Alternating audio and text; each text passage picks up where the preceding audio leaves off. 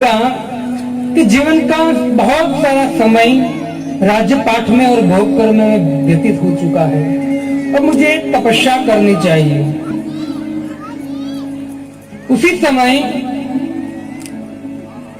महाराज भरत कहते हैं कि जब कोई व्यक्ति जैसे शौचालय में जाकर मल त्यागता है और बाहर निकल जाता है, वैसे ही भरत महाराज ने अपने इतने बड़े राजपाट को अपने पुत्र को सौंपकर वहां से जंगल की ओर निकल गए।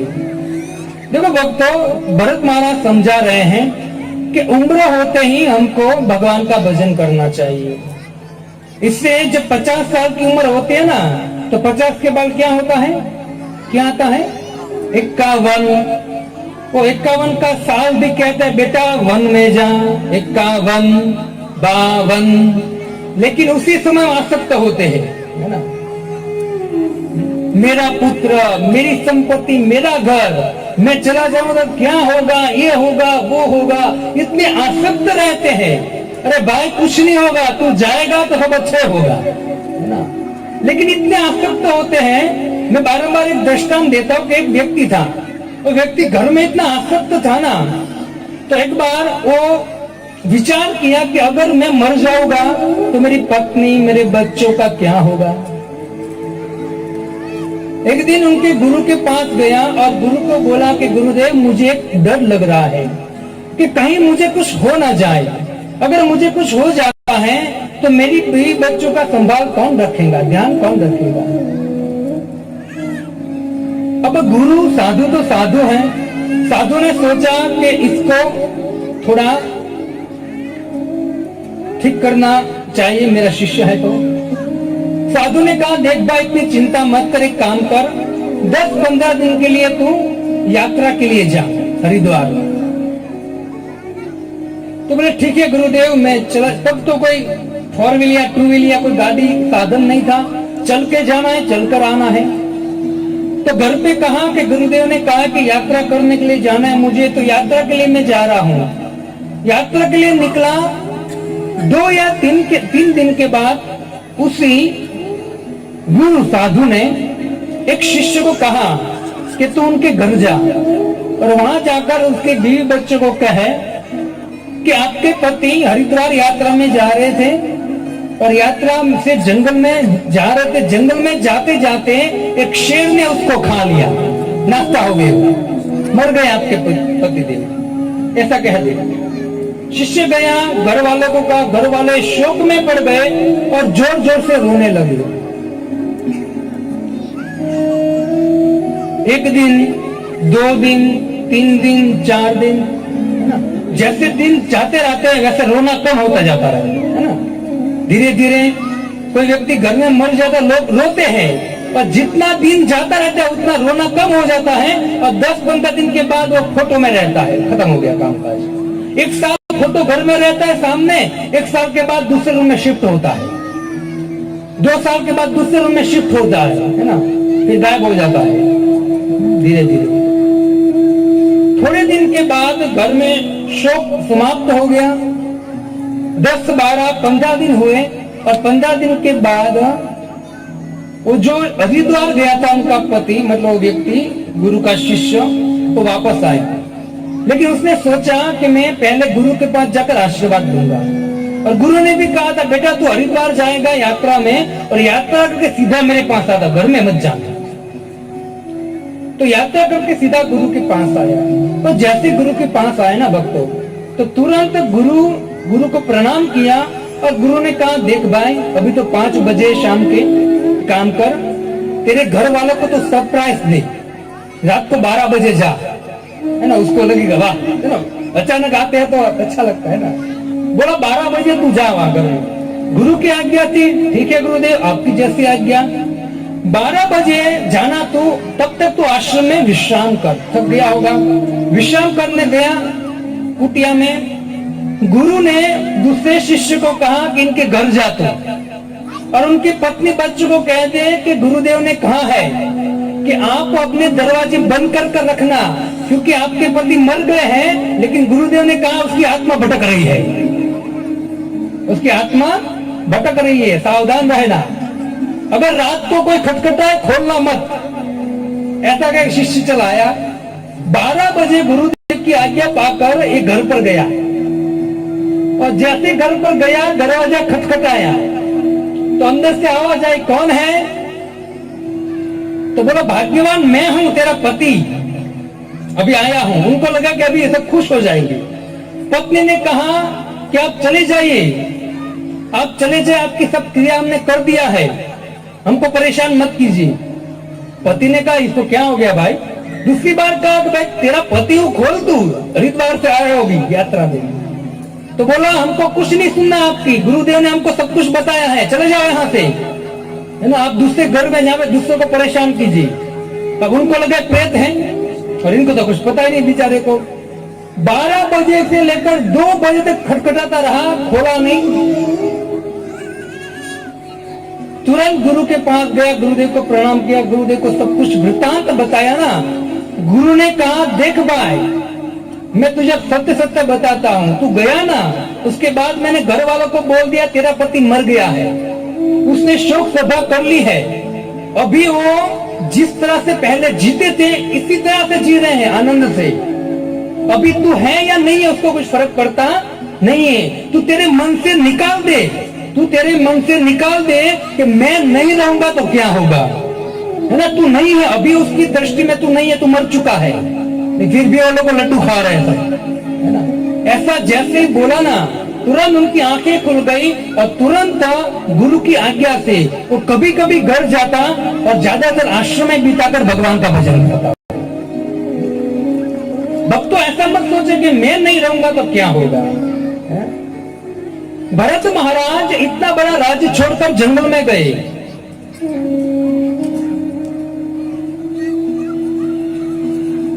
और जंगल में जाकर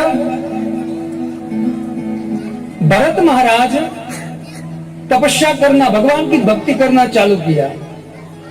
छोटी सी कुटिया बनाई, गंडकी नदी के बाजू में कुटिया बनाकर भजन करने लगे। भक्तों, भजन का 9 स्टेप है, एक के बाद एक स्टेप, ऊंची भक्ति की स्तर पर पहुंचते गए। धीरे धीरे भक्ति के स्टेप बढ़ते गए, स्टेप बढ़ते गए, भक्ति की उच्च स्तर पर आ गए भरत महाराज। लेकिन एक दिन की बात है कि एक हिरणी पीछे शेर पड़ा, हिरणी आगे और शेर पीछे, दौड़ती दौड़ती और गंडकी नदी थी, उनको लांघने गई हिरणी, तो उनके गर्भ में एक बच्चा था और नीचे गिर गया पानी में। और जैसे ही उस नदी को लांघ गई तो हिरणी तो वहीं मर गई, उनका बच्चा नदी में बह रहा था। ये भरत महाराज ने देखा और भरत महाराज ने उसको उठाया और उठाकर तुरंत अपने कुटिया में ले गए। अब देखो, कुटिया में ले गए, ये संत थे, दया करना संत का स्वभाव होता है, लेकिन उन पे दया कर उसको कुछ खाना पिलाकर जब चलने लगे तो उसको छोड़ देना चाहिए। लेकिन जो भरत महाराज थे वो अपना बच्चा समझकर उसका लालन पालन करने लगे, धीरे धीरे उस पे आसक्त हो गए, अपना जो भजन का क्रम था वो चूकने लगे। शास्त्र कहता है, भगवत गीता कहते हैं, अंत काले च मामे स्मरण, अंत समय में जैसा आप स्मरण करते हो ऐसी गति होती है। जड़ भरत महाराज अंत समय में हिरण करते करते मरे तो दूसरे जन्म में हिरण बने, लेकिन उनको स्मृति थी। जड़ भरत महाराज जब हिरण बने तब भी उनको स्मृति थी कि मैं एक राजा था और राजा के शरीर में मैंने भजन किया। देखो भक्तों, आप इस संसार में कितना भी पैसा कमाओ, कैसा भी व्यवहार करो, अब जब मरोगे ना, शरीर छोड़ोगे, तो व्यवहार साथ में आने वाला नहीं है। लेकिन भगवान श्री कृष्ण भगवत गीता में कहते हैं कि अगर कोई व्यक्ति इसी जन्म में कोई भगवान का भजन करता है, मेरा भजन करता है ना, वो भजन कहीं भी जाएगा वो कभी नाश नहीं होता है, जहां भी जाएगा उनके साथ आएगा। स्वल्पमप्यस्य धर्मस्य त्रायते महतो भव। भक्तों, धन संपत्ति, बच्चे, बीवी, घर, गाड़ी, बंगला जो भी है वो सब कुछ यहाँ पड़ा रहेगा। साथ में क्या आएगा? साथ में वो धन आएगा, भक्ति रूपी धन आएगा। भगवान का आपने भजन किया है, भगवान की सेवा की है ना, वो आपके साथ आएगा। जब भरत महाराज हिरण बने, लेकिन हिरण के शरीर में भी उनको स्मृति थी सर, लेकिन उनको बहुत पछतावा होता था, अरे मैंने क्या कर दिया। इतने बड़े देश पर भक्ति के होने के बाद भी मैं एक छोटे से हिरण में आसक्त हो गया। सोचे, जब भरत महाराज एक छोटे से हिरण में आसक्त हो गए, उनकी कैसी दशा होगी। इस संसार में हम कितनी जगह पर आसक्त हैं, बीवी, बच्चे, पैसे, गाड़ी, बंगला, घर, सब में आसक्त हैं। तो सोचिए, जड़ भरत का ऐसी हालत हुई छोटे से हिरण की आसक्ति से, हम तो सभी जगह पे आसक्ति लेकर बैठे, हमारी स्थिति क्या होगी। जड़ भरत महाराज जब हिरण का शरीर भी उसने छोड़ दिया, तीसरे जन्म में जड़ भरत महाराज को एक ब्राह्मण का शरीर मिला।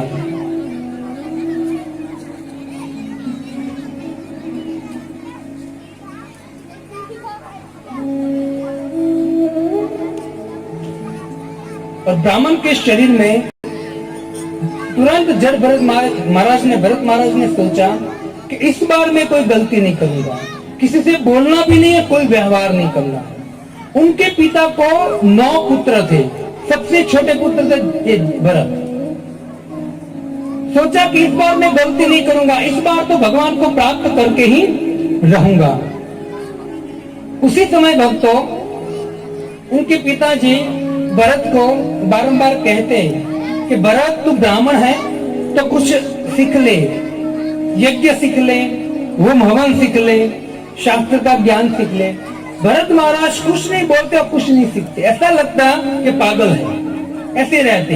वास्तव में इतने भगवान के बड़े बड़े भक्त थे, इतने पंडित थे, शास्त्र के विद्वान थे, लेकिन दुनिया के सामने क्या दिखा रहे थे, मैं पागल हूं। पागल की तरह विचरण करते थे भरत महाराज।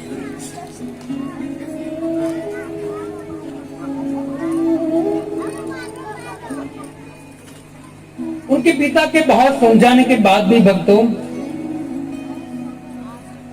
पिता की बात नहीं मानी, कुछ नहीं सीखे। पिताजी ने सोचा कोई बात नहीं।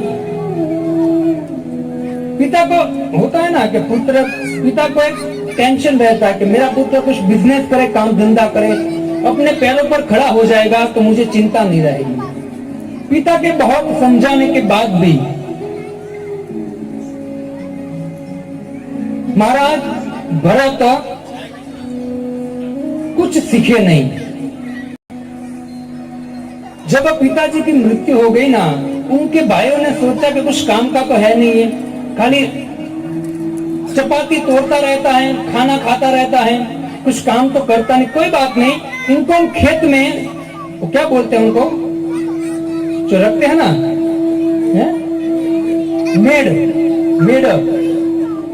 मेड के रूप में रख देते, कुछ काम का तो है नहीं, वहां रहेगा तो जब वहां खेत में रहेगा तो पशु पक्षी नहीं आएंगे।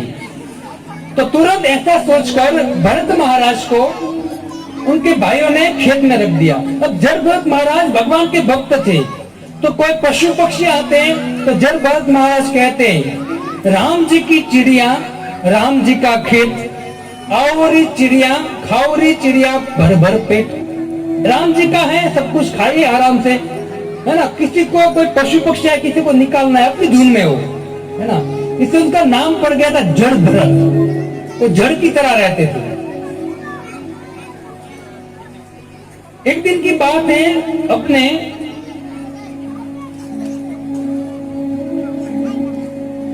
खेत में बैठे थे और पड़ोस में, नजदीक में एक देवी माता, काली के पूजक, वो काली को बलि देने के लिए एक व्यक्ति को लाए थे।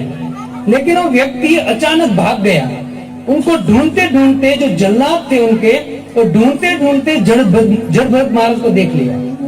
जैसे जड़ भरत को देखा, जड़ भरत महाराज हट्ठे कट्ठे थे एकदम। तो काम तो करना नहीं था, खाली खाते रहते थे और भगवान का चिंतन करते रहते थे। अब वो व्यक्ति को मिला नहीं, तो इस सिपाहियों ने सोचा कि अगर हम किसी को, उस व्यक्ति को नहीं ढूंढेंगे तो हमारे राजा हमको दंड देंगे। इसे चलो एक काम कर, इसको उठाते हैं। जड़ भरत को उठाकर तुरंत वहां से ले गए। और जैसे जड़ भरत महाराज को ले गए भक्तों, अब बलि देने के पहले क्या करते हैं, उसको खिलाया पिलाया जाता है है ना, बकरे को हलाल करने से पहले है ना खिलाया पिलाया जाता है। जड़ भरत महाराज को स्नान कराया, सुंदर कपड़े दिए, सुंदर भोजन दिया। जड़ भरत महाराज का मन है ना भगवान में लीन था, उनको कुछ लेना देना नहीं, कोई मारे या काटे कुछ लेना देना नहीं। जड़ भरत महाराज को तुरंत बलि के लिए तैयार किया गया। जड़ भरत महाराज ने कुछ नहीं सुना।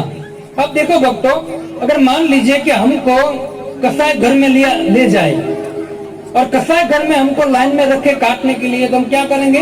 वहीं से भाग जाएंगे। लेकिन जड़ भरत महाराज के मन में भगवान छाए हुए थे, उनको कुछ लेना देना नहीं थे, इसलिए उसका नाम जड़ भरत था। और जैसे भक्तों उस काली के पूजक, ध्यान से सुनिए आप, उस देवी काली के पूजक ने जड़ भरत की बलि देनी चाहिए ना, और जैसे ही खड़ग उठाया जल्लाद ने, उसी समय जिस देवी माता की पूजा करने जा रहे थे उसी देवी की मूर्ति फट गई और साक्षात काली प्रकट हो गई। और उनके ही अनुयायी जो उनकी पूजा कर रहे थे, उसके ही अनुयायी को उस काली ने सब अनुयायी को मार दिया, है ना, सबके गले काट दिए। जिसकी पूजा करते थे ना उसी देवी ने उनको मार दिया। क्यों? क्योंकि जड़ भरत महाराज थे ना भक्तों, वो भगवान के शुद्ध भक्त थे। ये जो देवी देवता है ना, वो भी सहन नहीं कर सकते कोई व्यक्ति भक्त का परेशानी, है ना। एक काली माता, जिस काली माता की हम पूजा करते हैं ना, वो काली माता के पूजक थे। लेकिन जब भक्तों को परेशान करते हैं ना, तब वो जो जिसकी पूजा करते हैं, जिस देवी देवता की, वो भी शांत नहीं बैठते हैं, वो भी कृपायमान हो जाते हैं।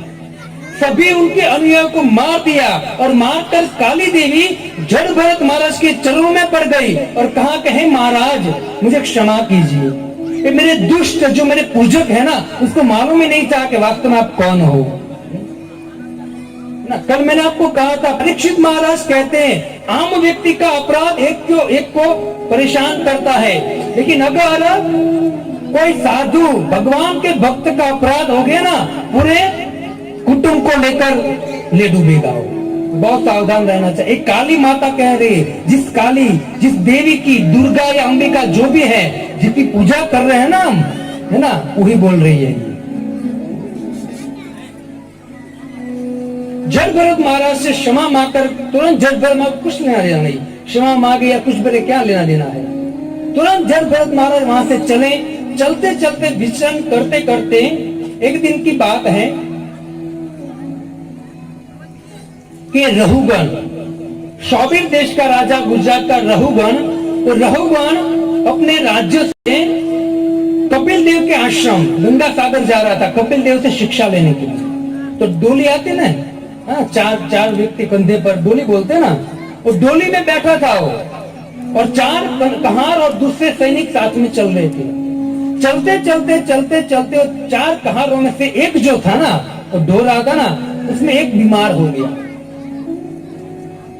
तुरंत सोचा क्या करें, उसी में जड़ भरत मिल गए उनको, और जड़ भरत को कहा कि भाई राजा जा रहे हैं, तू डोली उठा। अब जड़ भरत महाराज को क्या लेना देना, चलो कोई बात नहीं, आप कहो तो डोली उठाता हूँ। जड़ भरत महाराज ने डोली उठा। लेकिन हुआ ऐसा भक्तों, जड़ भरत महाराज भगवान के शुद्ध भक्त, उसके मन में संसार का लेश मात्र भी नहीं था भगवान के अलावा, है ना, और जीव में दया की। तो डोली उठा के स्पीड से जा रहे थे, तो बीच में चींटी आ रही है ना, छोटे छोटे जीव जंतु आ रहे हैं। जैसे ही चिटिया को देख रहे तो कूदते हैं। अब कूदेंगे तो क्या होगा, अंदर हलचल होगी राजा को। और इतने हट्टे कट्टे थे कि तीनों को साथ में लेके कूदते हैं, इतने हट्टे कट्टे थे। बारंबार कूदते जाते, चिट्ठी आती तो कूदते हैं, चिट्ठी आती तो कूदते हैं। क्यों? क्योंकि उनको जीव को बचाना था। देखिए ये श्रीमद् भागवतम का 5वां स्कंद, भगवान वृषभ देव का भक्त जड़ भरत, जिसकी कथा भागवतम में हमको सिखा रहा है कि हमको बड़े जीव की तो बात जाने दो, छोटे छोटे चींटियों को मारने में ध्यान रखना चाहिए। हम झाड़ू मारते हैं ना, अनेक जीव मर जाते हैं। हम खाते हैं, अनेक जीव मर जाते हैं। हम गाड़ी लेके जाते हैं, अनेक जीव मर जाते हैं, है ना। सभी तरह से हम अनेक जीव को मारते हैं, पाप करते हैं, छूटेंगे नहीं, है ना। भगवान इसलिए कहते हैं अगर आपको इससे छूटना है ना, तो कहते यज्ञ अर्थात कर्मण्य अन्यत्र लोकोयम कर्म बंधन। आपको मेरे लिए कर्म करना पड़ेगा, आपको मेरी भक्ति करनी पड़ेगी, तब जाके इससे छूटोगे। जड़ भरत महाराज छोटी छोटी चींटी को भी मारना नहीं चाहते थे। रघुगण महाराज को गुस्सा आ गया, तुरंत जड़ भरत को कहा तू सीधा चलना, अब मुझे झटका लगा ना तो तेरी खैर की चिकित्सा कर दूंगा। देखो ये कहारों को कष्ट नहीं पड़ रहा है, ऑन द बैटल को कष्ट पड़ रहा है। लेकिन जड़ भरत तो वापस ऐसा ही हुआ, रघुगण ने पालकी ठहराई, नीचे उतरा और जड़ भरत को तुरंत बोलने लगे। जड़ भरत ने कहा, जड़ भरत को कहा कि जड़ भरत, रघुगण कहते कि आपका शरीर तो बहुत दुबला है, व्यंग कर रहे हैं।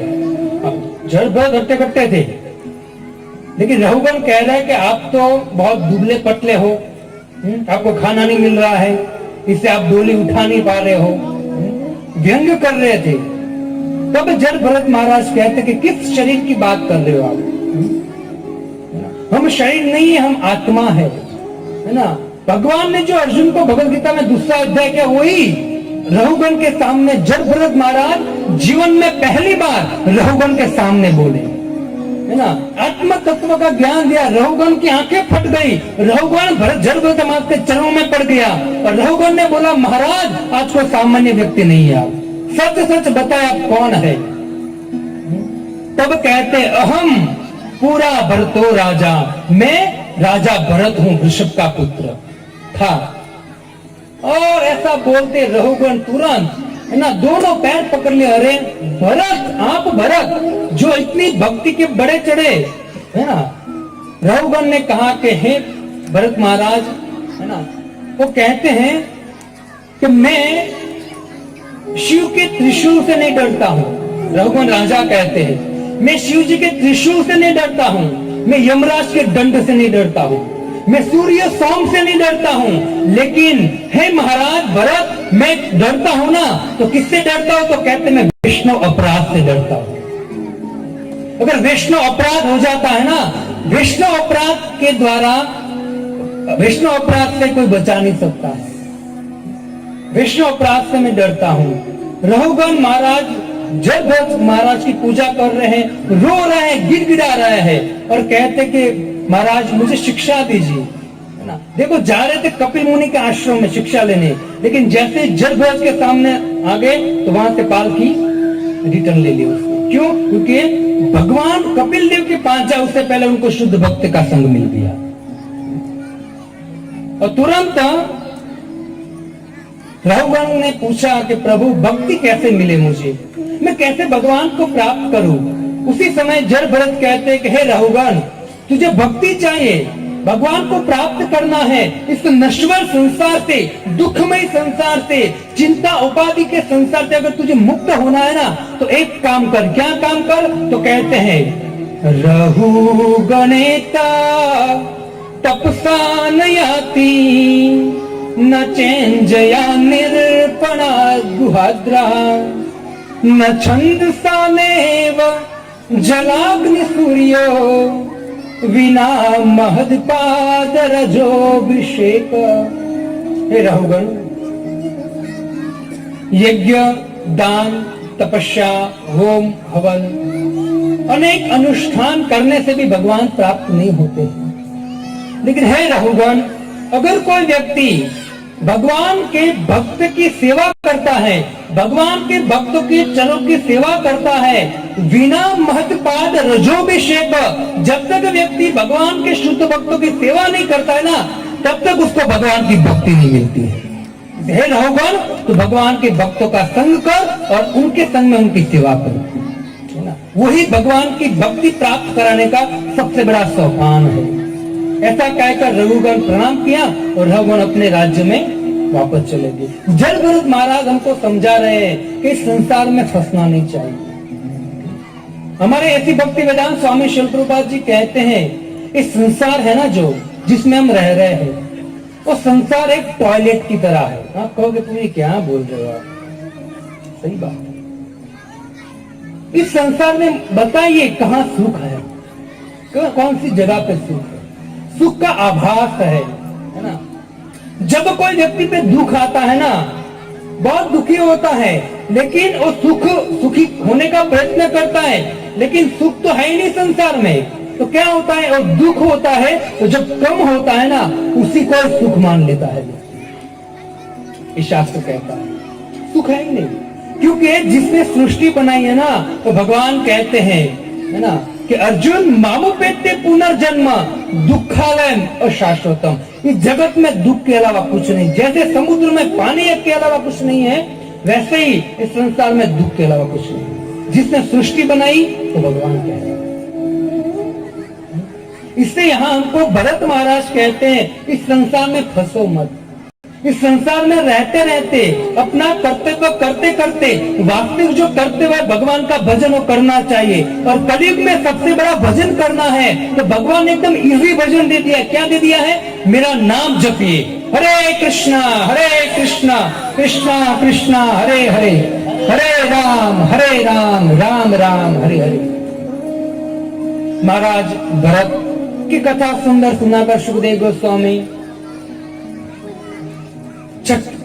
पांचवें स्कंद में अंत में नर्क लोक का वर्णन करते हैं। सुखदेव गोस्वामी कहते कि हे परीक्षित, ये 14 लोक है, ब्रह्मलोक, तपलोक, महलोक, जनलोक, भूलोक, पितृलोक और नीचे अतल, वितल, सुतल, तलातल, रसातल, महातल और पाताल। और पाताल की दक्षिण दिशा में इस पृथ्वी से 3 गुना बड़ा नर्क है। और एक नहीं 28 प्रकार का नर्क है। श्रीमद् भागवत के 5वें स्कंद में आप देख लीजिए। हम जब नर्क की बात करते हैं तो लोग कहते हैं ऐसा कुछ है ही नहीं। श्रीमद् भागवतम पढ़िए,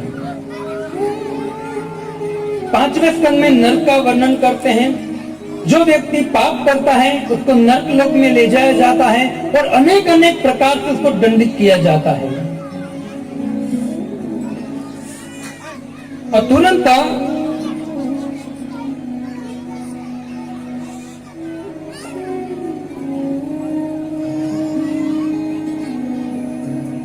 परीक्षित महाराज दयालु हृदय के थे। परीक्षित महाराज ने कहा कि सुखदेव गोस्वामी, आपने जिस तरह से नर्क का वर्णन किया ना, तो मुझे लगता है कि नर्क से कोई बच नहीं पाएगा। कभी कभी आप खुद कर सकते हो, कभी मौका मिला तो 28 नर्क का वर्णन करेंगे। कौन क्या पाप करता है और कौन से नर्क में जाता है और वहां किस किस टाइप की सजा मिलती है। श्रीमद् भागवतम खुद पढ़ सकते हैं, 5वां स्कंध और लास्ट अध्याय खुद पढ़ो। नर्क का वर्णन करके सुखदेव गोस्वामी कहते हैं कि प्रभु इस नर्क से कोई बच नहीं सकता है, एक उपाय दीजिए कि नर्क से व्यक्ति कैसे बच सके। अधूनेह महाभाग यथेव नरका नर, नानो अज्ञात नाने यातन में व्याख्यान तुमर्हसि। आप व्याख्या कीजिए कि नर्क से बचने का उपाय क्या है। तपसा ब्रह्मचर्येण च शमेन दमेन च।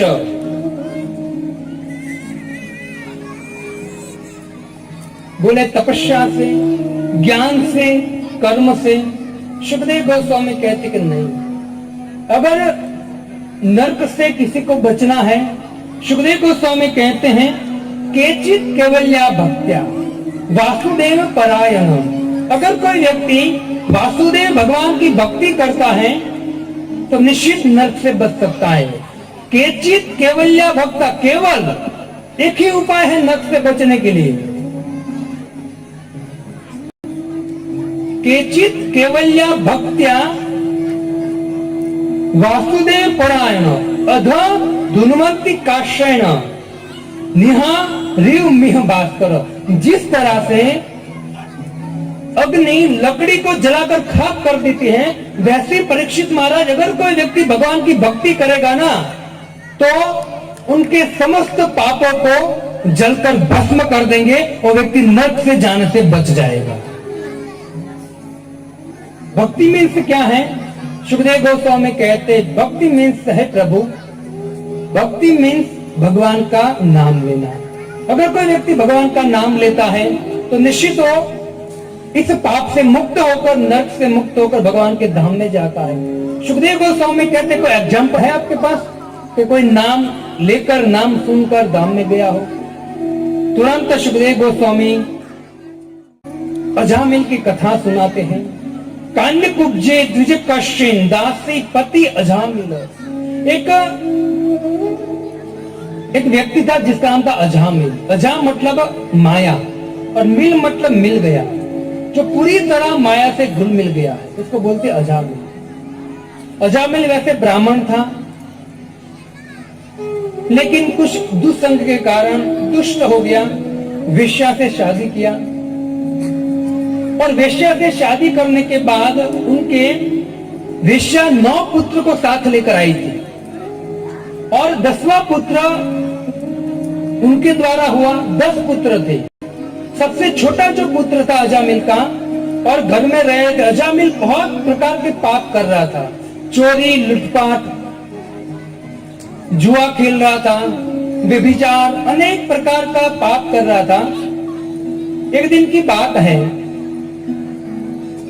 कि अजामिल के घर साधु आए, और साधु आए तो तुरंत साधु ने उनकी पत्नी को कहा कि हमको आप भिक्षा दीजिए। उनकी पत्नी सुशील थी, मतलब साधु को देखकर उनको कुछ बुद्धि आ गई। उसने बोला, आप साधु प्रकृति के लोग हो और मैं वेश्या हूं, और मेरा पति है, वो वेश्या का पति हो, ये अपवित्र घर है, आप यहाँ से चले जाओ, यहाँ आपको कुछ नहीं मिलेगा। तो बोला, हम यहाँ आए हैं तो वापस नहीं जाएंगे, काम करो, अब हमको सीधा दे दो, कच्चा सीधा दे दो, हम यही बनाकर खुद खाकर चले जाएंगे। साधु ने सीधा लिया और वहीं पकाया और तुरंत वहां भोजन किया। देखो भक्तों, एक वेश्या साधु के संग के द्वारा उसकी बुद्धि खुल गई। साधु जाते जाते, देखो साधु होता है ना भक्त, भगवान के भक्त के आप उनको कुछ खिलाते हो ना, उसको कुछ देते हो या उनको कुछ खिलाते हो ना, ऐसा नहीं है कि आप तो कुछ खाकर घर से चला गया, नहीं। वो व्यक्ति वास्तव में आपके अन्न के साथ आपके घर का पाप खाकर चला जाता है। लेकिन साधु का स्वभाव होता है कि कुछ किसी घर से कुछ लेता है ना तो उनको कुछ देता है। साधु ने कुछ लिया, अब देना है, तो साधु ने कहा कि हम जाते हैं, लेकिन हम आपको कुछ देना चाहते। बोलो क्या दोगे? तो बोले काम करो, एक बच्चा किसका है? तो बोले मेरा है। अब देखो 85 साल का हो गया था अजामिल, फिर भी बच्चे पैदा कर रहा था। ये 10वां बच्चा था उनका। साधु ने पूछा बच्चा किसका है? तो बोला एक बच्चा हमारा है, अभी जन्मा था, छोटा था। तो बोले इसका नाम रखा है? तो नहीं। तो बोले काम करो, इसका नाम नारायण रखो। क्या रखो? नारायण। बोले ठीक है नारायण। अजामिल आया, अजामिल को सब वृतांत समझाया। अजामिल ने कहा कोई बात नहीं, नारायण नारायण जो भी है। अजामिल दिन रात कहता नारायण तूने खाया, नारायण सो गया, है ना। मातु अंकात मम अंकात आगच्छत, माँ की गोद से मेरी गोद में आ नारायण। जहां भी देखता अपने पुत्र को पुकारते रहता नारायण नारायण नारायण। एक दिन की बात है, इतने पाप किए थे अजामिल ने, और उनके सामने अजामिल की मृत्यु आई। यमराज के 3 दूत आए, और 3 दूतों ने यमराज को जैसे ही शरीर से निकालना चाहा ना, उनको देखकर अजामिल डर गया और आंखें फट गई। अब देखो उसी समय उनके बच्चा नारायण वहीं खड़ा था। लगा कि मुझे तो लेने आए, मेरे बच्चे को भी ले जाएंगे। उसे जोर से पुकारा नारायण भाग। नारायण को कहा भाग यहाँ से।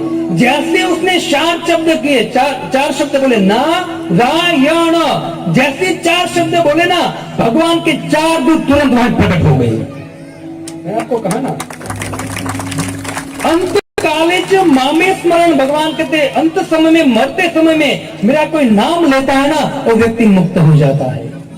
यहाँ यमराज के पार्षद पाश लेकर आए थे, अभी निकाल रहे थे अंदर से।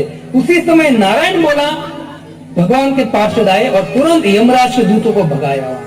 बहुत सुंदर संवाद है, कभी चर्चा करेंगे भक्तों। अजामिल ने विष्णुदूत और यमराज के दूतों का संवाद सुना, और संवाद सुनकर उनका हृदय पवित्र हो गया। दर्शन करके हृदय पवित्र हो गया। विष्णुदूत चले गए, यमराज के दूत चले गए, उनको छोड़ दिया, है ना। उसको मारा नहीं, छोड़ दिया, क्योंकि आखिर में क्या बोला हो?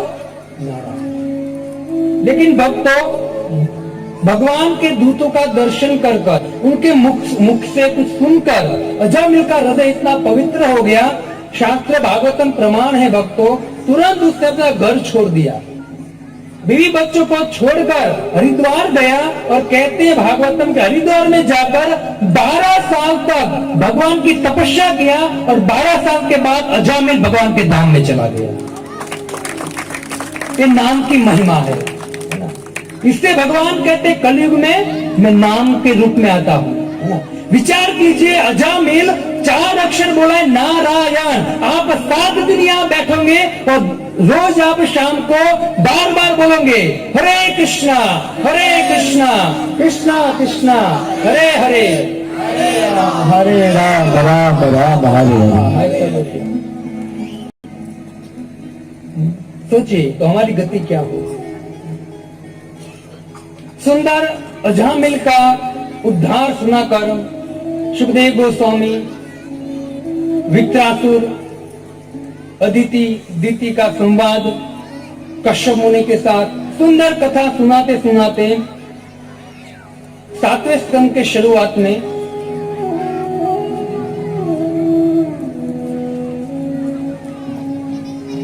प्रहलाद महाराज का वृत्तांत सुनाते हैं। परीक्षित महाराज प्रश्न करते हैं कि सुखदेव गोस्वामी, मुझे लगता है कि भगवान पक्षपाती है, भगवान देवताओं का साथ देते हैं और असुरों को छोड़ देते हैं, मतलब असुरों को साथ नहीं देते हैं और देवताओं का साथ देते हैं, भगवान पक्षपाती है। कैसे? राजसूर्य यज्ञ की कथा सुनाते हैं। राजसूर्य यज्ञ में जब अनाउंसमेंट हुआ, युधिष्ठिर महाराज का यज्ञ वहां चालू था भगवान को प्रसन्न करने के लिए, उसी समय वहां अनाउंसमेंट हुआ कि प्रथम पूजा किसकी करे, पहली पूजा किसकी करे। तो कहा कि पहली पूजा करनी चाहिए। सब वीर बैठे, बहुत बड़ी सभा लगी थी और यज्ञ चालू था, तो कहा पहली पूजा किसकी करे। तो सबने एक आवाज से कहा कि पहली पूजा करने लायक 3 व्यक्ति है। कौन है? तो कहा एक तो वेदव्यास जी हैं, एक वेदव्यास जी हैं, एक पितामह भीष्म है, 2 का नाम दिया। वेदव्यास जी के पास गया तो वेदव्यास जी ने कहा कि नहीं, प्रथम पूजा मेरी नहीं होनी चाहिए। तो पितामह भीष्म होगा, पितामह भीष्म आपकी प्रथम पूजा होगी। पितामह भीष्म ने कहा, खड़े हो गए पितामह भीष्म, और पितामह भीष्म ने कहा कि सूर्य के समान ये द्वारकाधीश यहाँ बैठे आपको दिख नहीं रहा है, प्रथम पूजा द्वारकाधीश की होनी चाहिए, भगवान कृष्ण की प्रथम पूजा होनी चाहिए। राजसूर्य सभा में जब भगवान का नाम लिया गया ना, सबने एक आवाज से कहा कि सही बात है, सही बात है, सही बात है, भगवान की पूजा प्रथम होनी चाहिए। लेकिन उसी समय भक्तों एक व्यक्ति था जिसका नाम था शिशुपाल। तो शिशुपाल आया और शिशुपाल तुरंत कहा कि नहीं, इसकी पूजा कैसे होनी चाहिए। तो बोले भगवान अखंड ब्रह्मचर्य व्रत का पालन किया है। शिशुपाल तुरंत भगवान को गाली बकने लगा। शिशुपाल जब छोटा था ना, जब पारण में झूलता था ना, तब से छोटा था, तब से तोतली भाषा में भगवान को गाली देता था। लेकिन कुंती महारानी रोकती थी कि जाने दे, जाने दे। भगवान ने कहा माता ये जो है ना, वो मुझे 100 गाली देगा तब तक मैं सहन करूंगा, 101वीं गाली दिए उसका गर्दन उड़ा दूंगा। शिशुपाल को वही हुआ, राजसूर्य यज्ञ में भगवान उसका गला काट दिया, और जैसे गला काट दिया, देखते देखते उसकी जो अंदर की ज्योति है, तो ज्योति भगवान में समा गई। शिशुपाल भगवान में समा गया। युधिष्ठिर महाराज कहते कि ऐसा क्यों? राजा वैन था जो ध्रुव महाराज के बाद आए थे, राजा वैन, वो भी इतने दुष्ट थे और शिशुपाल भी दुष्ट था। लेकिन शिशुपाल का उद्धार हो गया और वैन का उद्धार क्यों नहीं हुआ? भगवान पक्षपात क्यों कर रहे हैं? ऐसा प्रश्न युधिष्ठिर ने भी किया। तब जाके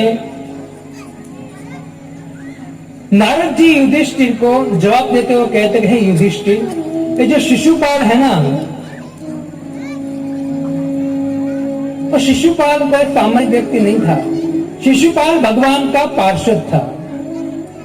जय विजय है ना, पार्षद था। बहुत सुंदर कथा कहते हैं कि संकादिक मुनि का शाप लगने के कारण भगवान के धाम में दो पार्षद थे, जिसका नाम था जय और विजय। तो संकादिक मुनि भगवान के धाम में जा रहे थे, लेकिन जय विजय ने वहीं उनको रोका।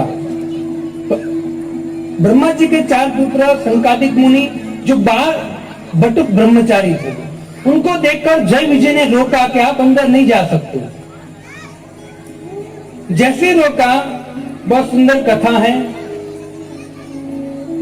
संकादिक मुनियों को गुस्सा आया और जय विजय को शाप दे दिया कि आप भगवान के धाम में रहते हुए भी आप भगवान के भक्तों की इज्जत नहीं करना सीखे हो, उसका आदर करना नहीं सीखो, हम आपको शाप देते हैं कि आप लोग असुर बन जाओ। जैसे असुर बनने का शाप दिया, क्षमा मांगा, है ना, तुरंत भगवान वहां प्रकट हुए और भगवान ने संकादिक मुनि को कहा कि मेरे पार्षद हैं, है ना, तो भृत्यापराधे स्वामिनो हि दंडो। अगर सेवक कुछ भूल करता है तो स्वामी को भोगना पड़ता है। तो भगवान ने सनत कुमार के सामने जाकर क्षमा मांगा। देखो भगवान का शील।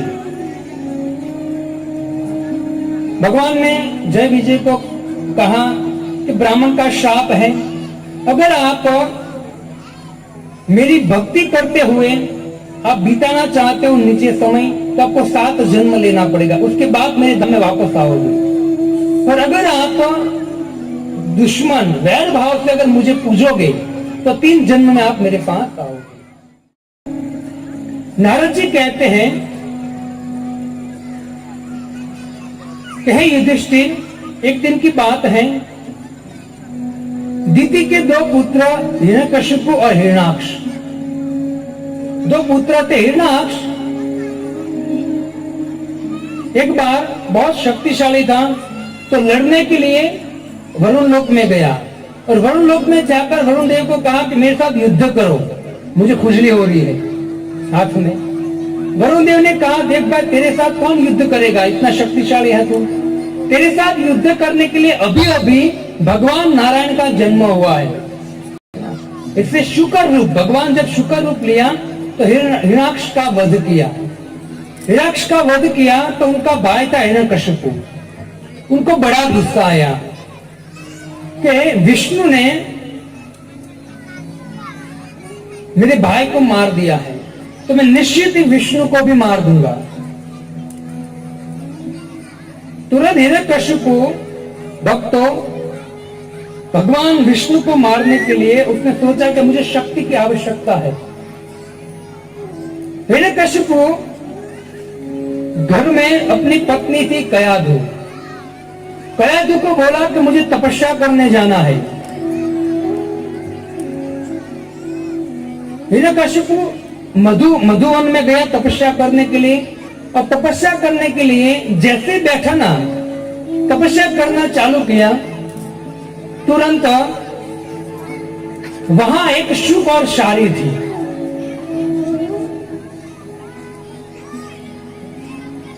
हरे कृष्णा कृष्णा कृष्णा हरे हरे, हरे राम राम राम हरे हरे।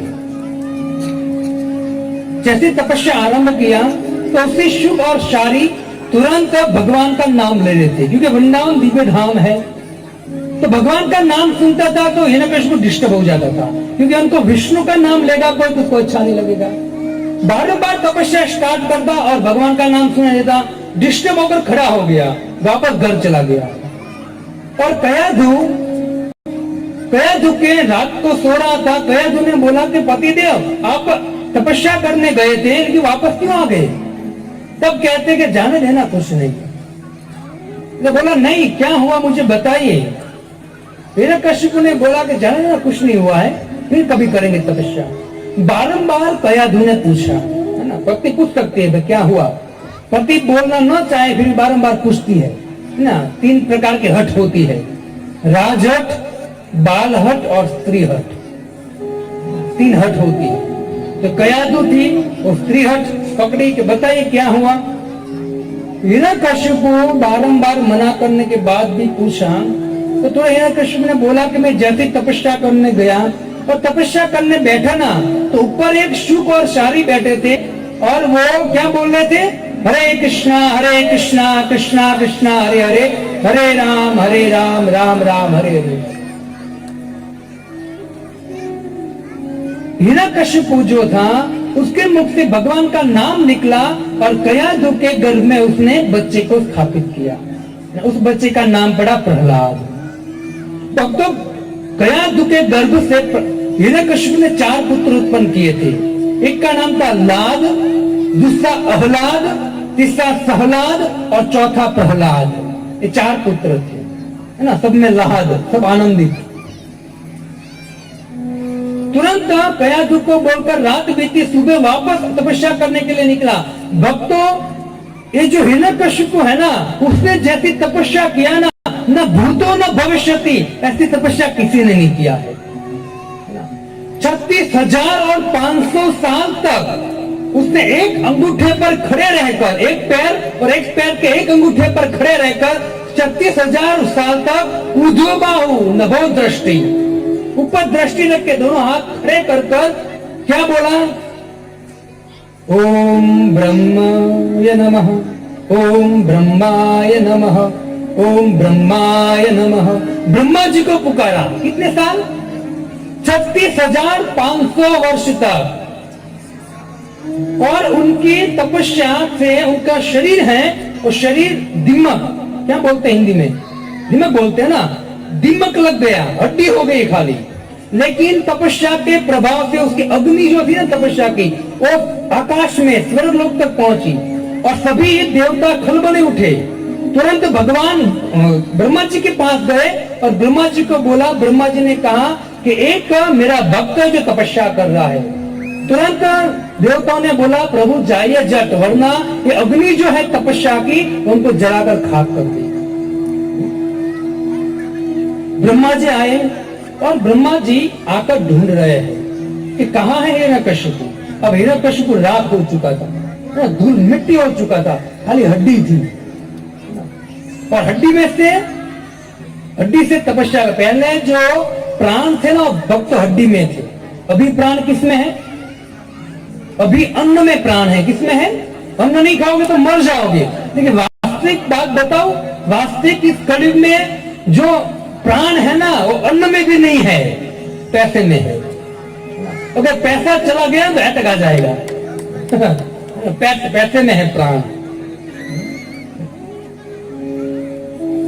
जिसका प्राण पैसे में अटका हो ना उससे दूर रहना, है ना, वरना भक्ति भी छुड़ा देगा, कुछ करने भी नहीं देगा, है ना।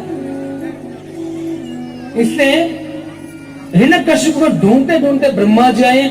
ब्रह्मा जी ने देखा कि हिरण्यकश्यप यहाँ है। तुरंत ब्रह्मा जी ने अपनी कमंडल से अंजलि लिया, अंजलि छिड़की और तुरंत हिरण्यकश्यप वापस जैसा शरीर था पहले उससे 1000 गुना पवित्र होकर, 1000 गुना तेजस्वी होकर प्रकट हो गया हिरण्यकश्यप।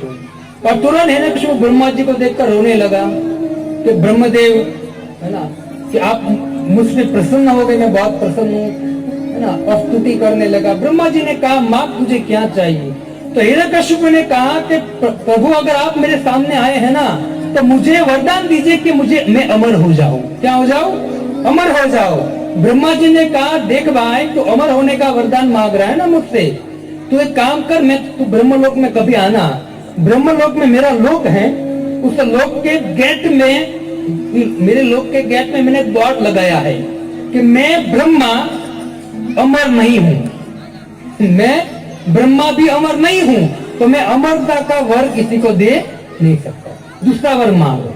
देखो भागवत में ऐसा वर्णन है भक्तों, हिरण्यकश्यप ने ऐसा वर मांगा है, ऊपर न मरू, नीचे न मरू, दाएं न मरू, बाएं न मरू, है ना, चारों दिशाओं में, है ना, 10 दिशाओं में न मरू मैं, अंदर न मरू, बाहर न मरू, अग्नि से न मरू, कोई प्राणी से न मरू, कोई पक्षी से न मरू।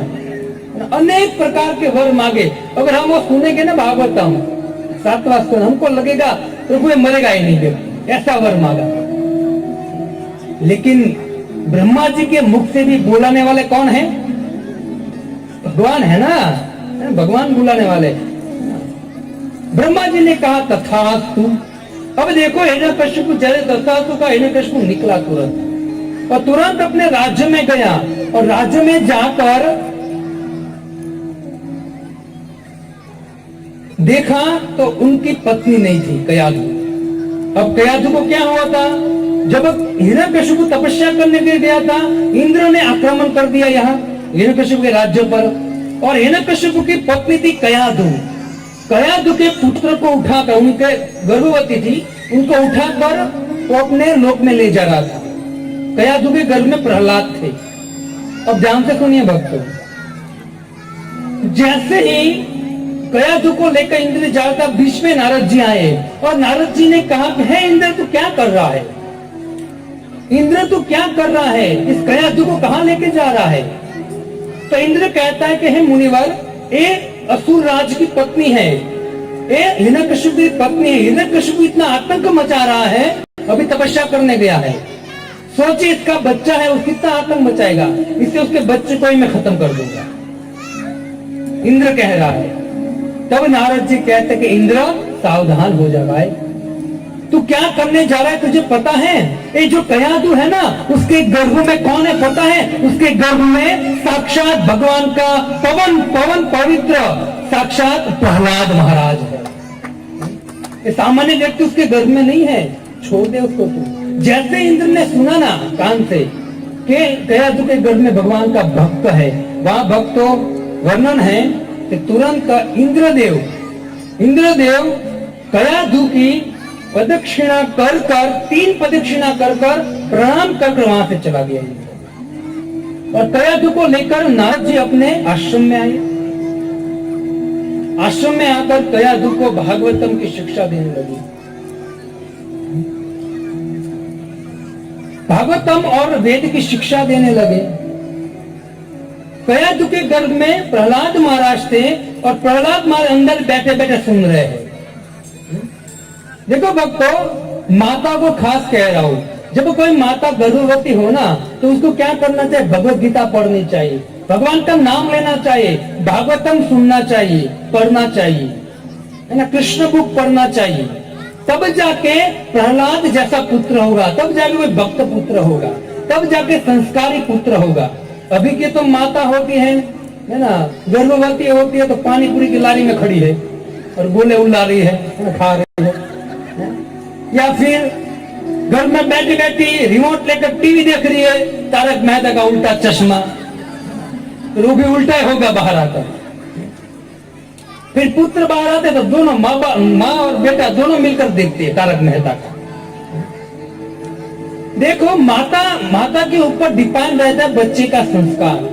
जब गर्भवती माता होती है ना, तो उसी समय क्या करना चाहिए? बच्चे के कल्याण के लिए अनेक अनुष्ठान करने चाहिए। पहले तो उसको अच्छे अच्छे शास्त्र पढ़ने चाहिए, भगवान का नाम लेना चाहिए, भगवान का प्रसाद खाना चाहिए, ये सब करना चाहिए, तब जाके संस्कारी पुत्र होगा। एक कयाधु जो गर्भवती थी ना, वो नारद जी से शिक्षा लिया भागवतम का। आप देखिए, है ना, भगवान को खंभे से प्रकट करा दिया इस बालक ने। क्यों? जो साधु के मुख से प्रहलाद महाराज ने गर्भ में क्या सुना था? श्रीमद् भागवतम सुना। बहुत तथ्य भक्त, एक एक शब्द पे तात्पर्य है, सिद्धांत है। मैं बहुत शॉर्ट में जा रहा हूँ, अभी भी शॉर्ट में जा रहा हूँ, है ना। बाकी अभी भी ये नरसिंह भगवान जो प्रकट हुए ना, है ना, उस कथा को कहेंगे ना 14 दिन चले जाएंगे। 2 कथा करनी पड़ेगी आपको एक एक श्लोक पर, है ना, क्योंकि श्रीमद् भागवतम का 7वां स्कंद है ना, पूरा इनके ऊपर है, समझा। और एकदम शॉर्ट में कथा कह रहा हूं। प्रहलाद महाराज अपने मित्र को शिक्षा देंगे, नारद जी और प्रहलाद को शिक्षा देंगे। नारद और प्रहलाद का संवाद, नारद और हिरण्यकशिपु का संवाद, है ना, प्रहलाद और भगवान का संवाद, अनेक संवाद है पूरे कैंटो में। लेकिन हम अभी राजधानी की स्पीड से जा रहे हैं, है ना, सभी स्टेशन तो लेंगे नहीं है।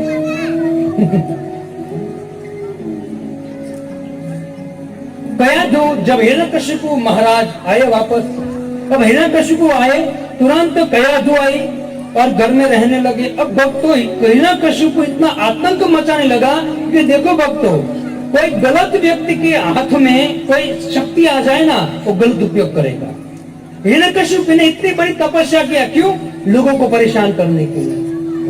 इससे सावधान रहे, हम भक्ति करते, तपस्या करते ना, लोगों के हित के लिए तपस्या करनी चाहिए, भगवान की भक्ति के लिए तपस्या करनी चाहिए, खुद के हित के लिए तपस्या करनी चाहिए। दूसरों को परेशान करने के लिए कभी भक्ति या तपस्या करनी चाहिए नहीं। ये सिखा रहे हम। हिरण्यकशिपु इतना आतंक मचाने लगा भक्तों, हुआ ऐसा कि गाय के सामने देखता ना हो, गाय बिना दोए दूध निकालने लगती है। सही बात है, आगे तुम पढ़िए। वो जमीन, जो फल फ्रूट जमीन आती है ना, खेत के ऊपर दृष्टि डालता ना, वो खेत में अपने आप अनाज उगने लगता था। उसी समय नारद को आप जानते हो, नारद के मुख में क्या है? दिन रात क्या बोलते हैं नारद?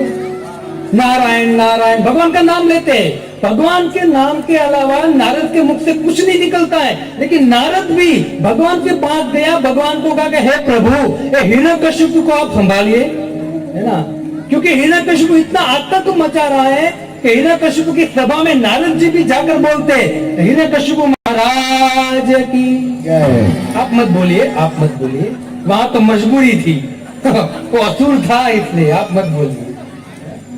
नारद जी की भी ऐसी हालत हो गई थी, है ना। नारद जी ने कहा है, परेशान करा, प्रभु कुछ कीजिए, आतंक मचा रहा है। यज्ञ बंद करा दिया है, यज्ञ बंद करा दिया है, ब्राह्मणों का अनुष्ठान बंद करा दिया, ब्राह्मणों को मारने लगा, गायों का कत्ल करने लगा, है ना, भक्ति सबकी बंद करा दी। सभी त्राहिमाम करते करते भक्तों भगवान के पास देवता और नारद जी सहित गए। हिरण्यकशिपु महाराज का इतना प्रताप था भक्तों कि जब वो जाते ना बाथरूम में स्नान करने के लिए, तो वरुण देव टॉयला, क्या बोलते उसको, रुआल लेकर पोछने का बाहर खड़े रहते। इंद्र झाड़ू मारता उसके राज्य में, इतना प्रताप था हिरण्यकशिपु का। एक दिन की बात है, रावण स्वर्ग में गया, वहां गया तो एक चीज पड़ा था, बैरिंग, कान में पहनते ना बैरिंग, मतलब एक वस्तु पड़ी थी बैरिंग जैसा। तो रावण ने बोला क्या है, तो रावण ने उसको उठाया, उठ नहीं रहा था, इतना भारी था, उठ नहीं रहा था, बहुत विशाल था, उठ नहीं रहा था। रावण ने पूछा है क्या, तो इंद्र ने कहा कि है रावण देव, रावण महाराज, ये हिरण्यकशिपु महाराज के कुंडल है। ये क्या है? हिरण्यकशिपु महाराज का कुंडल है। सोचे हिरण्यकशिपु कितना बड़ा होगा। और ऐसे ही हिरण्यकशिपु जब आतंक मचाने लगा भक्तों, उसी समय देवता भगवान के पास गए। भगवान ने कहा चिंता मत कीजिए, अभी मैं कुछ नहीं कर सकता, लेकिन हिरण्यकशिपु का एक पुत्र होगा जिसका नाम होगा प्रहलाद। जब वो प्रहलाद को परेशान करेगा ना, तब उसको छोड़ूंगा नहीं, तब तक अब राह देखो। क्योंकि जब कोई व्यक्ति भगवान के भक्तों का अपराध करता है ना, भगवान उसको छोड़ते नहीं है। दुर्वासा मुनि को पूछ लीजिए, 9वें स्कंद में आएगी कथा, दुर्वासा को पूछ लीजिए। दुर्वासा अभी भी भगवान के वैष्णव को ऐसे ही करते हैं, दूर रहते हैं उससे, अपराध तो बात जाने।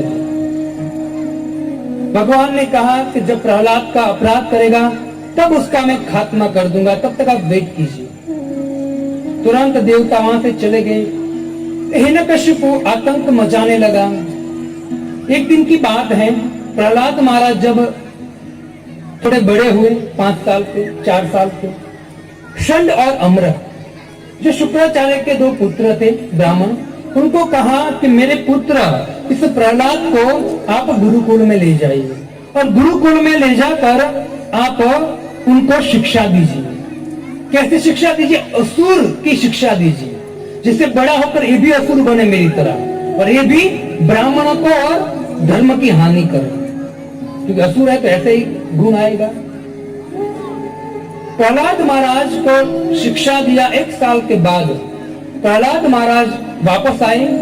माता कयाधु बहुत प्रसन्न हो गई। माता कयाधु ने छोटे से 5 साल के बालक को, इतने सुंदर से छोटे से बालक को गोद में उठाया, चूमा और बेटे को बोला कि बेटा कैसा है, तो ठीक है। स्नान कराया, अच्छे अच्छे आभूषण पहनाए। और माता का हृदय तो है ना बहुत दयालु होता है। बहुत सुंदर आभूषण वस्त्र पहना कर तुरंत का बेटा तेरे पिताजी है ना वो तेरी राह देख रहे जा तू। प्रहलाद महाराज अपने पिता के पास गए और पिता जैसे प्रहलाद को देखा ना भक्तों, सुखदेव गोस्वामी कहते इतने सुंदर लग रहे थे प्रहलाद महाराज के हिरण्यकशिपु ने प्रहलाद को उठाकर गोद में बिठा लिया और हिरण्यकशिपु के आंख से आंसू निकलने लगे। हिरण्यकशिपु कहता बेटा तो एक साल तेरे गुरु के आश्रम में रहा, क्या सीखा तू, है ना। ध्यान से सुनिए प्रहलाद क्या कह रहा है, तो 5 साल का बालक क्या कह रहा है। हिरण्यकशिपु से देवता भी डरते थे।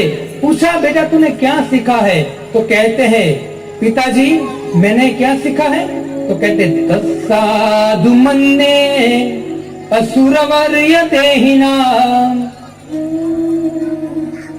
सदा समुद्विग्न धियाम असतग्रहात्। आपकी जो धिया बुद्धि है वो असत जगह पे लगी है ना, वो असत जगह से निकाल कर इस संसार से उठाकर क्या करो, तो कहते हैं कि आप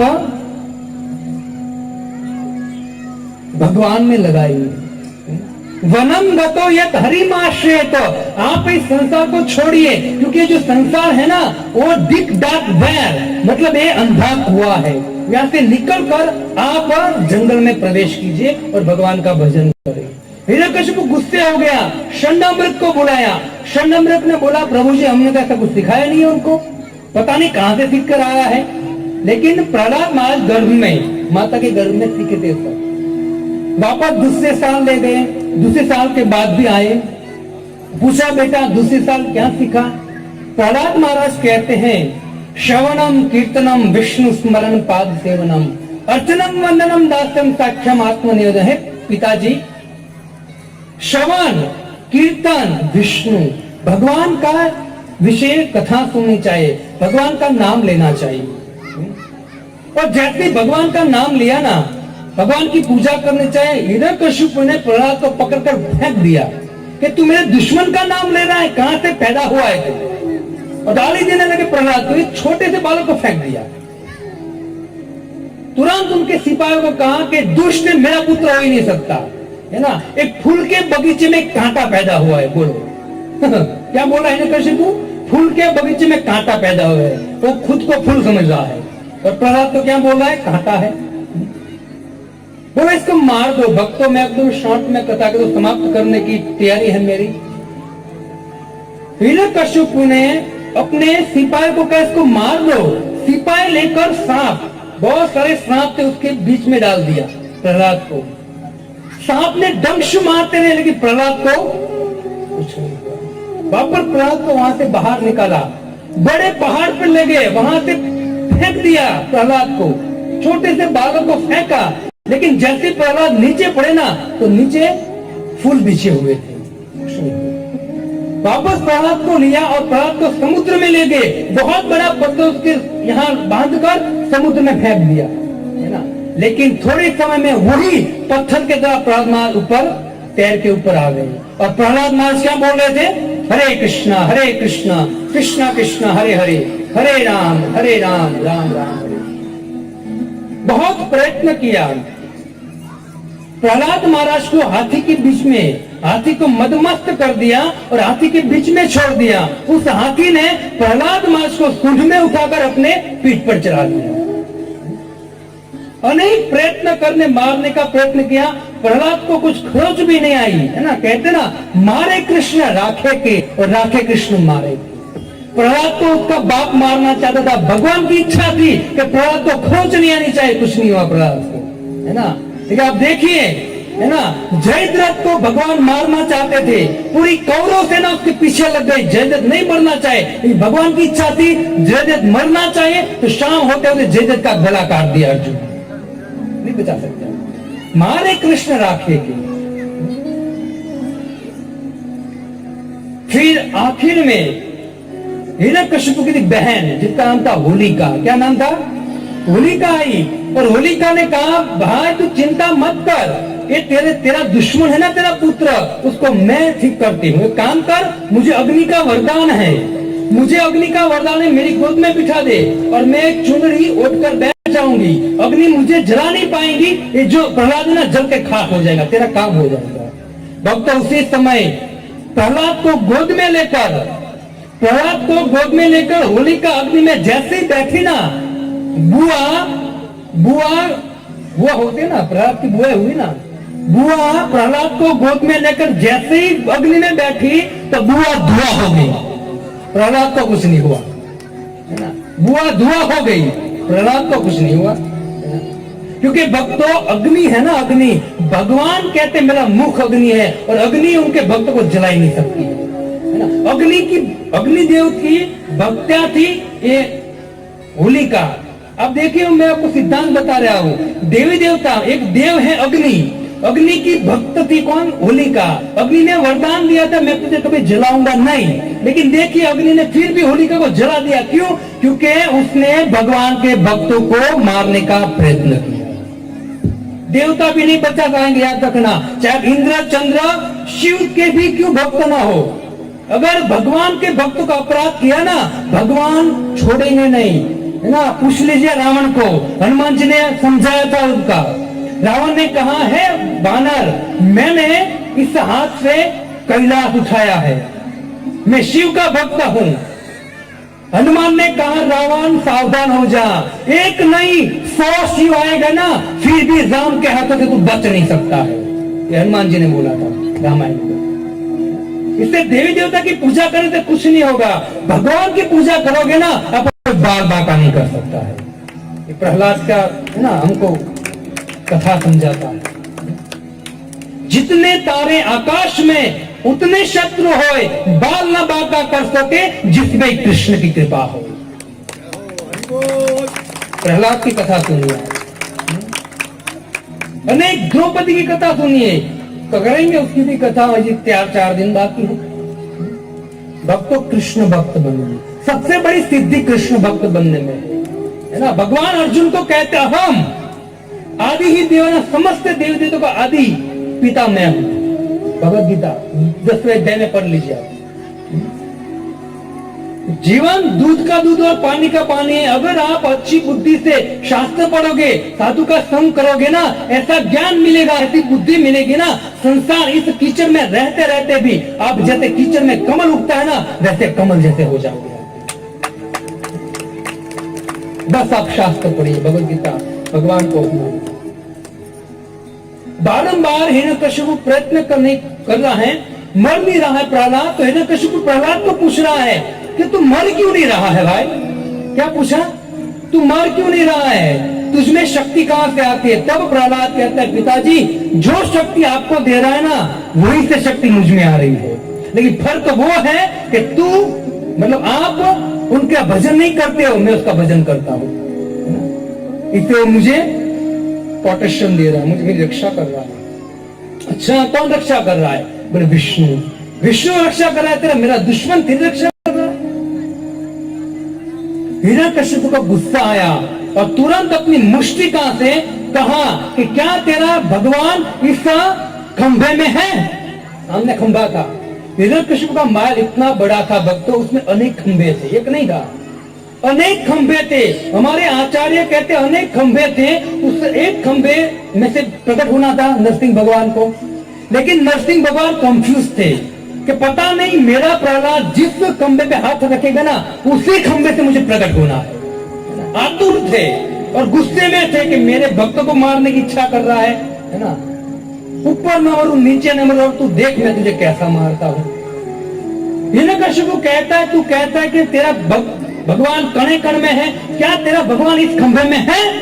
प्रहलाद ने देखा है ना, भगवान प्रहलाद कहते कि मेरे भगवान अंडांतरस्थ परमाणु चयांतरस्थ कणे कणे कण में भगवान है, तो क्या मेरे भगवान इस खंभ में नहीं है? है, मेरे भगवान इस खंभ में है। जैसे ही बोले हिरण्यकशिपु ने अपनी मुष्टिका का प्रहार किया और उस प्रहार से भगवान नरसिंह देव उस खंभे से प्रकट हुए। नरसिंह कर कमल वरे सब प्रसिंगा दलिता हिरण्यकशिपु तनु भृंगा केशव धृता जगदीश हरे, जय जगदीश हरे, जय जगदीश हरे।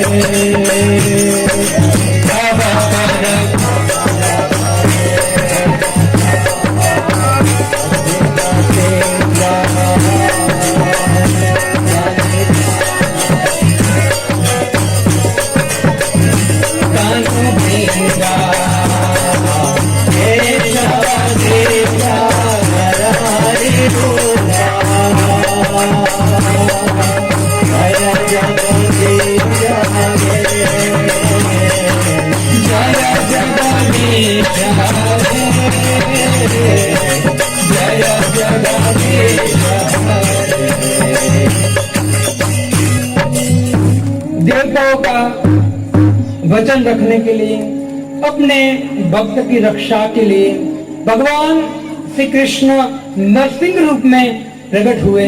धमाधार युद्ध हुआ प्रहलाद और नरसिंह और हिरण्यकशिपु का। भगवान उसके साथ एक बच्चे के साथ जैसे कोई खिलवाड़ करता ऐसे कर रहे हैं। और भगवान ने जब समय देखा, भगवान ने उस हिरण्यकशिपु को पकड़कर एक बीच में, क्या बोलते हैं उसको, दहलीज बोलते हैं ना, दहलीज पर खींच के ले गए और अपने हाथ से गोद में बिठा लिया। न तो आकाश था न तो जमीन थी, है ना। और दोनों नख न तो जीवित है न तो मृत है, दोनों नख से हिरण्यकशिपु को तो फाड़ दिया। तो जिस छाती से इंद्र वज्र का प्रहार करता था ना, उसकी छाती को टकराकर वज्र पीछे पड़ जाता था। ऐसी कठोर छाती को भगवान ने ऐसे फाड़ दिया जैसे एक बच्चा छोटे से मलोखा को फाड़ देता है। और इतने गुस्से में थे भगवान, और गुस्से में हिरण्यकशिपु को लेकर भगवान उनके सिंहासन पर बैठ गए। और गुस्से में है, इतने गुस्से में देवी देवता भगवान की स्तुति कर रहे हैं, लेकिन भगवान शांत नहीं हो रहे हैं। तो भगवान अभी उग्र है, सुबह शांत करेंगे, कल शांत करेंगे भगवान को, है ना। अभी एक गुस्से में, क्यों गुस्से में? क्योंकि मेरे भक्त को शिव स्तुति करेंगे, ब्रह्मा स्तुति करेंगे, इंद्र चंद्र स्तुति करेंगे, भगवान किसी की नहीं मानेंगे। इतने क्रोधित शिव जी कहेंगे कि ब्रह्मा जी, ये जो प्रलय करने का डिपार्टमेंट मेरा है, ये भगवान को शांत नहीं करोगे तो अभी प्रलय हो जाएगा, इनको शांत करो। ब्रह्मा जी कहे कैसे करे, क्योंकि हमको डर लग रहा है, वहां जाएंगे और हमारा प्रलय कर देंगे। कोई जा नहीं रहा था वहां, अब करे तो करे क्या? अब भगवान को शांत करने के लिए एक व्यक्ति को भेजा, है ना। और कैसे भेजा, क्यों भेजा, उसकी चर्चा करेंगे हम कल। आपको निवेदन है, कल आप आ जाइए, 7:30 बजे हम स्टार्ट करेंगे। और कल नरसिंह, और कल ही हम राम और कृष्ण दोनों अवतार कल हो गए। देखते हैं कल करना है कृष्ण अवतार। चलो, कृष्ण और राम अवतार दोनों कल है, तो भगवान का जन्म होगा कल। आपको निवेदन है, टाइम पर आ जाए, सबको लेकर आइए और अच्छे कपड़े पहन कर आइए, है ना। अपने बेटे का या कोई सगा संबंधी का कुछ फेस्टिवल होता है तो अच्छे कपड़े पहनते हैं। कल पूर्ण पुरुषोत्तम भगवान का जन्मदिन है, तो अच्छे कपड़े पहनकर और सज धज कर आप सब आइए और भगवान का स्वागत करेंगे कल। हरे कृष्णा कृष्णा कृष्णा हरे हरे, हरे राम राम हरे हरे। श्रील प्रभुपाद की जय, भागवतम महापुराण की जय।